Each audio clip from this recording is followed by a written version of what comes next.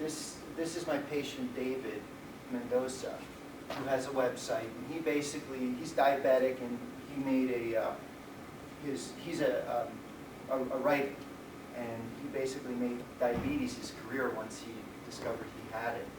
And he was on a mission to treat and cure his diabetes. And we had met back in 2005 when one of these new drugs, Byetta, had come out, and his physician was scared to put him on that new medication. And we met over the internet, and I said, yeah, sure, we'll help you out. So we meet each other. When he first comes in, his BMI is 40, 312 pounds. He's been diabetic for 11 years. He's only on metformin, and his OGT is consistent with type 2 diabetes. A1C is up. And we like to get A1Cs down in diabetics under 6.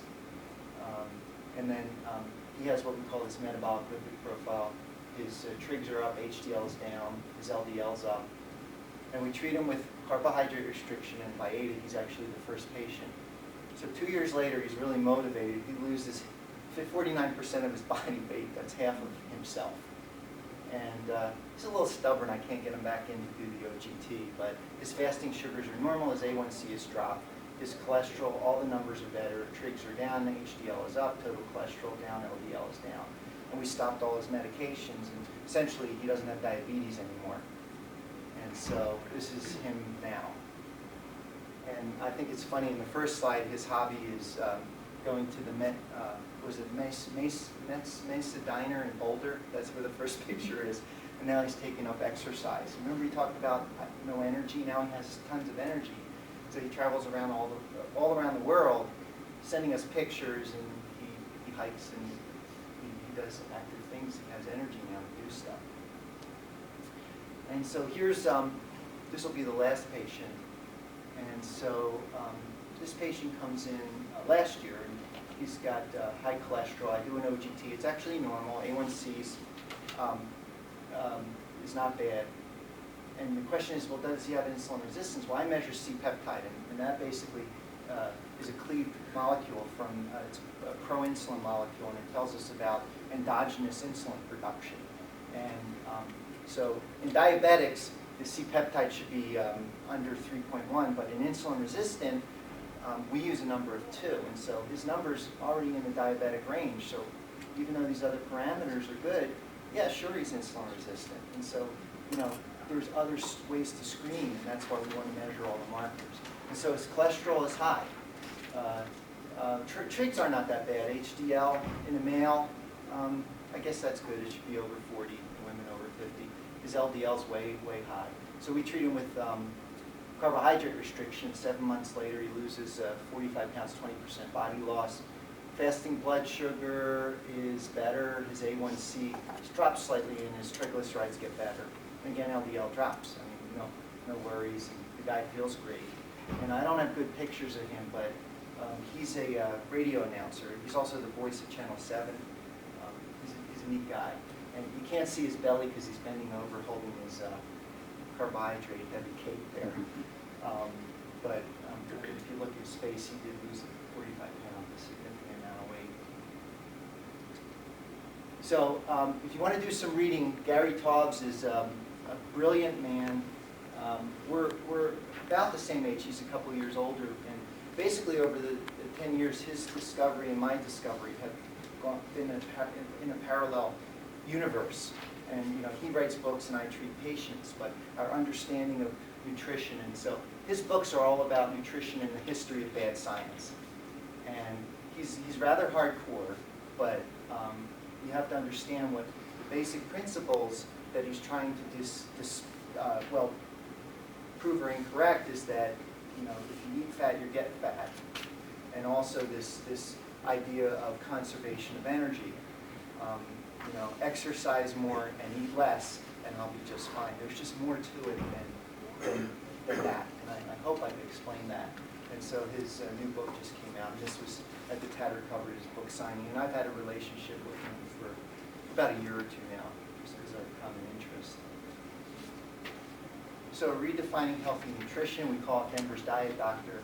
What we're trying to do is rebalance the carbohydrate-heavy food pyramid and I think any nutritionist out there would agree that there still are problems with that food pyramid, where you have all the grain, corn, and wheat products as the base, as the primary fuel that you're supposed to consume. So we're telling patients to make healthy food choices based on the carbohydrate content and reducing carbohydrate content. We focus on glycemic index, counting grams of carbohydrate, increasing healthy fat and protein in the diet. We want to eat 3 meals, eat until satisfied, lots of snacks and liquids, support them as they're going through carbohydrate withdrawal initially. Again, quantity, portion, and calories are less important. We're trying to provide to our patients nutrient-dense foods to lose weight, not restrict foods. Hunger and appetite will be controlled. We call that the physiologic edge. And exercise, both cardio and weights, 50-50, and carbohydrate restriction prior to activity, which is completely the reverse of what we've been telling patients to do for 60 years if they're going to the gym. What we're trying to do is help most of our patients lose weight. Long-term goals is to prevent and improve health, and healthcare professionals need to embrace nutrition as a significant tool to help patients. And so, like Hippocrates would say, let thy food be thy medicine, and let thy medicine be thy food. And I think that's the message today. Again, I have a lot of information on my website, and you can refer to that or give me a call. Thank you very much for your time.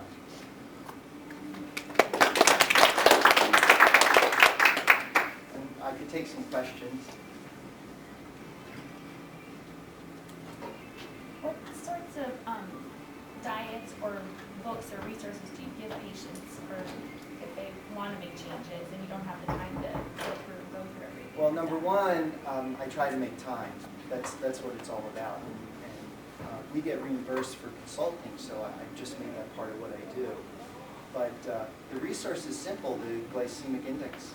I provide them with glycemic index, and then the message is if they want to read further, they want to find scientific books like from Gary Taubes or books that talk about we eat too much carbohydrate. Now, everyone is in on too much carbohydrate this, too much carbohydrate that, but they're combining everything. You got to watch your carbs, you got to watch your fat, you got to watch your calories, and if you're true to the science, the focus is, again, carbohydrates, glycemic index, counting grams of carbohydrates. Are there any programs, if they want more than a book, that you think are good programs? Well, here in town, it's rather unique what we do here about carbohydrate restriction. They can, please refer them to me. And again, the problem with registered dietitians and certified diabetic educators is that they have to rely on guidelines, where I have some flexibility in what I do, but if you find a couple of nutritionists, they'll come and talk to me on the side, Dr. Gerber, this is so on, and our official guidelines need to change. And so I'm kind of stuck in this quasi-in-between. I have to deal with the old and the new, and my goal is to improve our patients' health.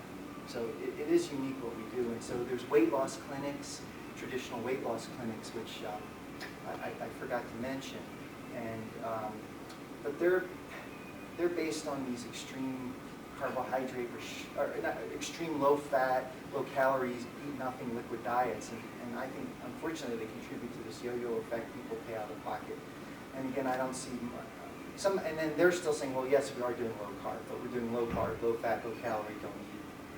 So it's unique what we do here. Yes, Dr. You use Elliott. Spinnermean? You try to stay away from that. So yes, we can use that. That's a tool, and it does help some people. But in the sense of physiology, it's not quite a physiologic drug. So it's there.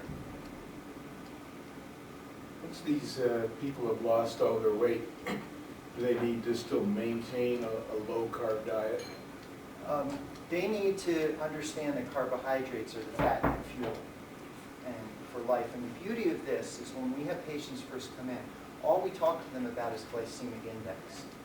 And we don't necessarily start with carbohydrate grain counting. We just say, we want you to know this is a new way to look at nutrition, a new way to look at food, based on the carbohydrate content of food. And just go out there, and I want you to eat foods that have an index under 30. And don't worry about anything else, and they lose weight. So once they maintain weight, they still need to think about that and just focus on carbohydrate content to food. If they were eating foods that had a glycemic index under 30, if they want to maintain weight, well, now they can eat foods that have a glycemic index under 50. But it really is recommendations for life. And we don't want to contribute to this yo-yo effect. We want to say that the advice that we give you today is to treat heart disease, diabetes, and for life.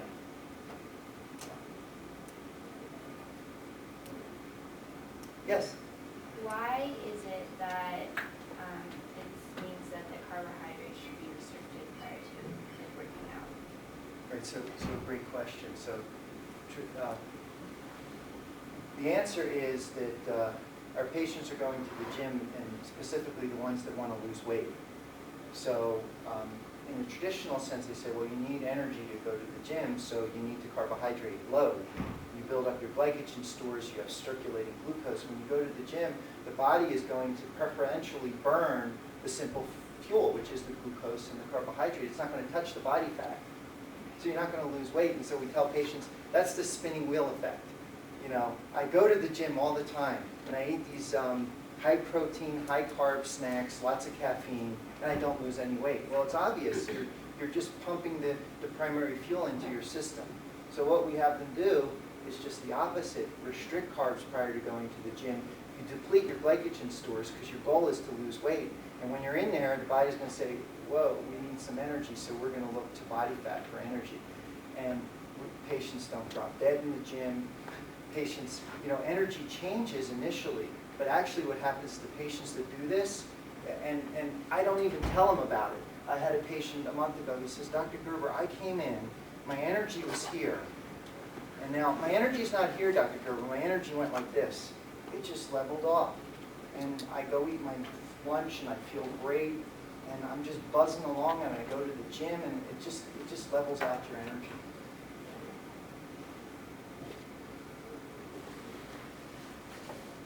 Yes? Can you work with women during pregnancy for Right, so with carbohydrates? So that's a great question, and we're still working on the answer in that, but the message is being pregnant is not a ticket to eat whatever you want. You still have to eat healthy carbohydrates. And it's interesting, gestational diabetes is kind of this early signal that the female will become diabetic later in life. So, we love to see patients after pregnancy who had gestational diabetes so we can coach them for life. But, what is the total carbs that the pregnant woman needs? I don't quite know the answer to it, but healthier carbs, and that also leads to, the babies, the children that are born. And so the message there is, again, healthier carbohydrates. And if you look at children are growing, they need more carbohydrate, but not the quantity that we're giving them today. Not the kind, exactly. Excellent questions. So, okay, I guess time's up. Thank you so much.